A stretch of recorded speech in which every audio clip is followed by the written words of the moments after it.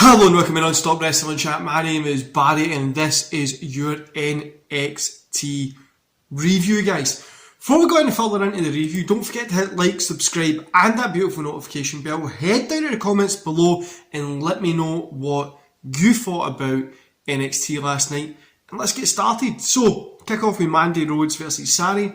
Sari gets the win here, 1.5 stars I gave it. It was going well right up until the finish that hurt it.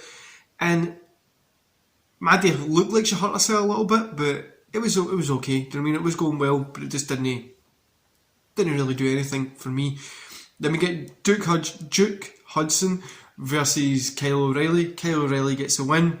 2 stars for this one. A perfectly fine match. Nothing great, nothing bad. It was just really there. Then we get Emporium versus Drake Marvick and Waller. Emporium get the win.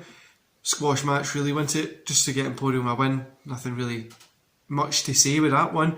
Johnny Gargano versus LA Knight. LA Knight gets a win. 2.5 here. LA Knight really got a good bun here. I thought it was fun. It was a good match. It helped LA Knight elevate him a little, and it also helped progress the Gargano storyline with Indy and Dexter. And then we've got Jesse versus Raquel. Raquel gets the win. It was a squash match. Joe has a sit-down interview. Then we get Ikem Gyro versus Roderick Strong. Strong gets a win.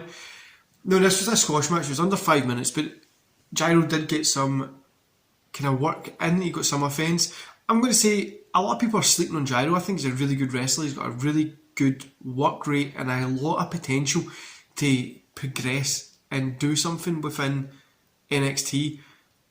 I'm hoping that we're going to be getting something, but more than likely he's probably just going to be there. Then we get Tommaso Ciampa versus Ridge Holland. Ciampa gets a win. I'm going to give this a 2.5.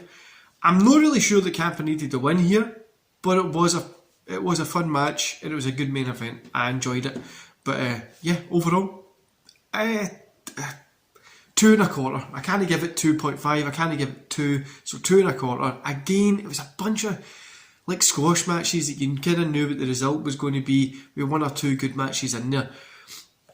For me personally, with NXT at the minute, I just don't feel like, why should I care if this rebrand's coming, and why should I care at the minute? Until the rebrand happens, then I can start to invest in these guys a little bit.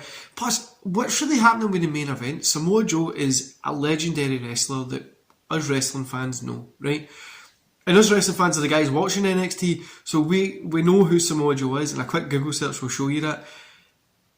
Who is believable on this roster to beat him? Him and Ciampa going for a little bit, maybe him and Walter. But at the minute, I don't see anybody believable to beat him, but you know they're going to want to get the belt off him, give somebody the rub, stuff like that. But I just don't know who they can give it to at the minute that's going to be a name or fun to watch like Samoa Joe has been. Sure, we'll probably get somebody like Pete Dunne or somebody like that coming out and getting the belt, but we'll have to wait and see. I don't know, for me NXT at the minute, it just feels like it's just a show that I'm watching and it doesn't really matter.